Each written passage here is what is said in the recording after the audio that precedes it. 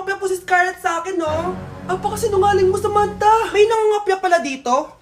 Bagsak ka na sa akin, Scarlett. Apakasama talaga ng ugali mo, Samantha. Nay! O anak, anyari sa'yo? Binagsak ako ng teacher ko. Naniwala kasi siya kay Samantha na nangopya daw ako. Totoo ba yun, Scarlett? Hindi, Nay. Siya talaga yung nangopya sa akin. Walang hiya yan, ah. Humanda siya sa akin. Tara, anak. A few moments later. Ma'am, bakit niyo po kami pinatawag dito? Eh, kasi yung anak mo, sinungaling. Siya naman talaga yung nangopya kay Scarlett, eh. Hindi po totoo yan. Para malaman natin kung sino nagsasabi ng totoo sa inyong dalawa, mag-quiz na lang kayo ulit. Patay ako nito. Humanda ka ng mapahiya, Samantha. Okay, time's up. Pass your papers. Scarlett, naka-perfect ka. Yes! Talino talaga ng anak ko. Samantha, wala kang tamang sagot. Ikaw talaga ang totoong nangungopya. Nakakahiya ka, Samantha.